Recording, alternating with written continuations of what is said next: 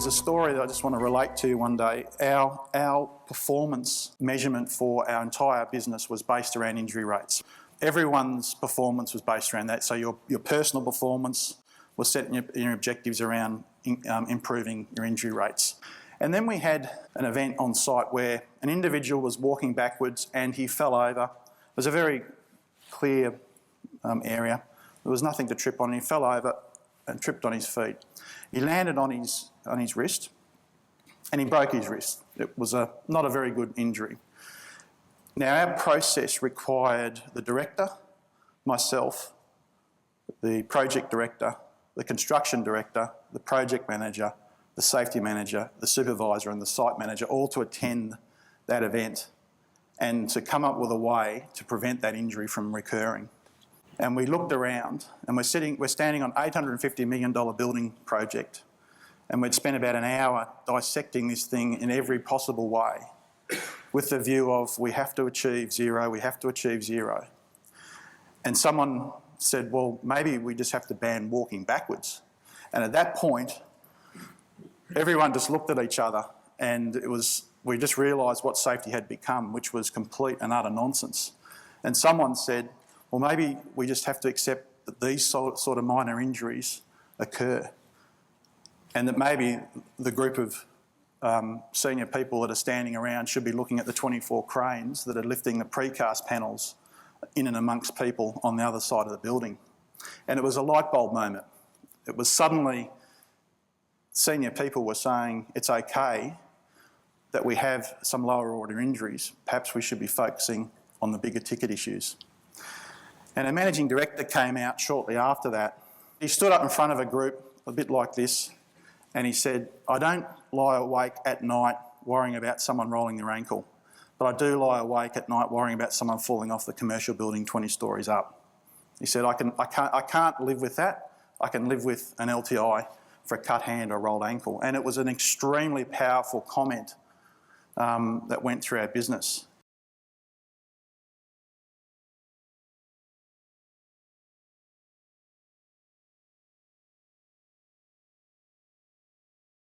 Most Mission Zero and Zero Harm type programs are based on a behaviour.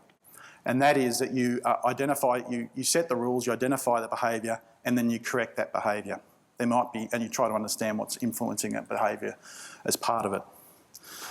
Behavioural-based safety is based on control, constraint. And interestingly enough, it looks at eliminating variability and ensuring consistency. It looks at how safety is viewed when you have an event which is very linear. Now, our works, industry isn't linear. So if something doesn't happen in order, this rule fails, this rule fails, this rule fails, then we have an incident. It doesn't happen like that in real life because nothing is linear. Work has become quite a complex issue. Yet when we go to look at work and understand issues, we treat it as a very linear event. One rule must follow another. And we don't consider the complexities of work.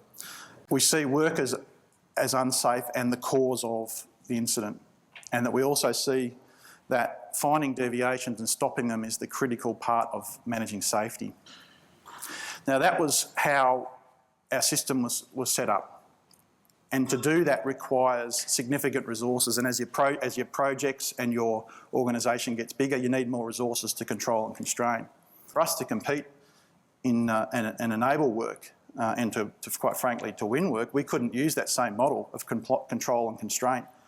We wouldn't win work, and that was the reality of the world for us. We had to look at how we could have a safety management approach that would be able to be delivered and enable good work. So we moved to trust-based, and trust-based is extremely challenging when you start to look at all of your processes and way of working. And that's based on, do we have engagement and trust and building relationships? The goal being to understand workarounds and embrace variability.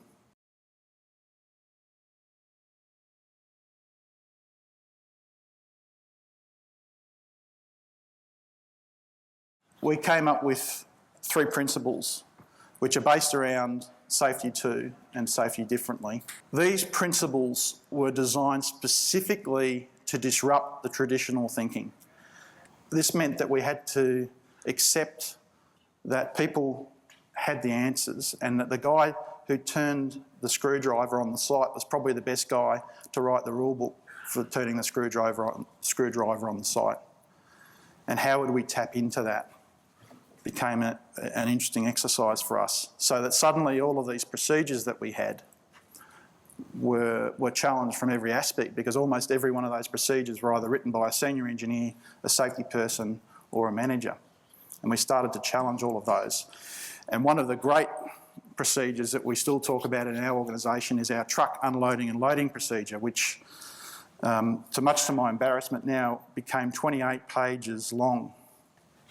The second part here is that people are adaptive, and if we give them the opportunity, they will come up with a better way of working. But if we control them and we try to set rules and framework that doesn't allow them to think more broadly, then it's very difficult to expect them to adapt and come up with different ways. And what we wanted to do was give people the opportunity, rather than control them with process, give them the opportunity to come up with ways that are smarter and more efficient. And then we needed to come up with mechanisms on how we would demonstrate trust and place people at the centre of decision making. And that's the centre of decision making for solutions as well as for resolving problems.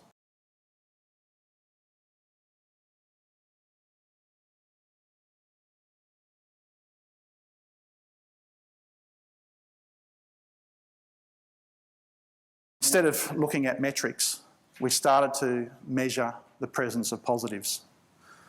And you start to ask yourself, what are positive indicators and what does that really mean? Well, instead of investigating what went wrong, which occurred from time to time, we started to investigate what went right.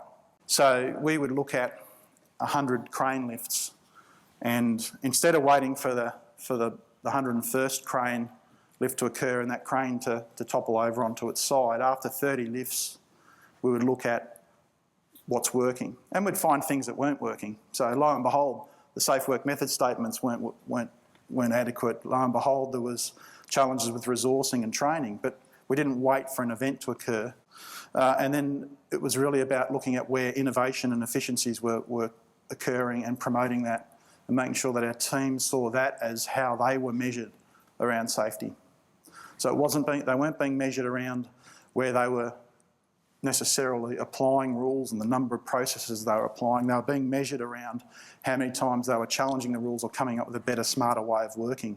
Of course, we wanted to make sure that we gave some boundaries around things that we did not want to be jettisoned, and they were our controls around fatal and severe risk. We didn't want people to be not following those fatal and severe risk controls, so we implemented a very, very strong focus on that. So instead of doing 20 workplace inspections where you're looking at all of those lower order issues, we've now got our operational teams walking around with our subcontractors focusing around fatal and severe risk and how they improve and how well those controls are being implemented and are effective.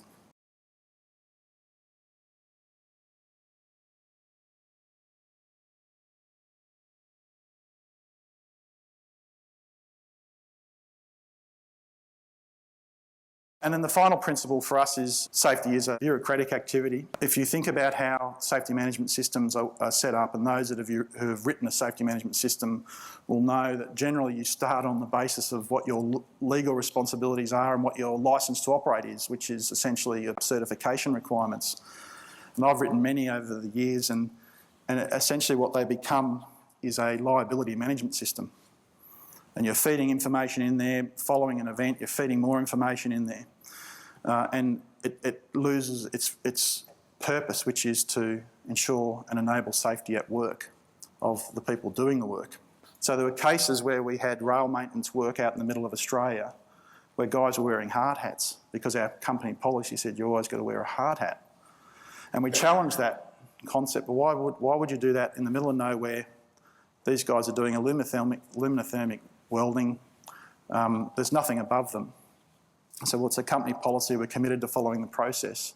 We challenged that and got them to come up with a better way of working, and then lo and behold, they came up with ways that were better for sun protection and so forth, and these hats that were protected them in different ways than, say, a hard hat could from the elements. And then we looked at giving authority to those that do the work, and that became a very critical aspect for how we would make sure that people that were making day-to-day decisions at the workplace felt that they were empowered. Because 9 times out of 10, the rules that we put in place did not prevent the events that occurred.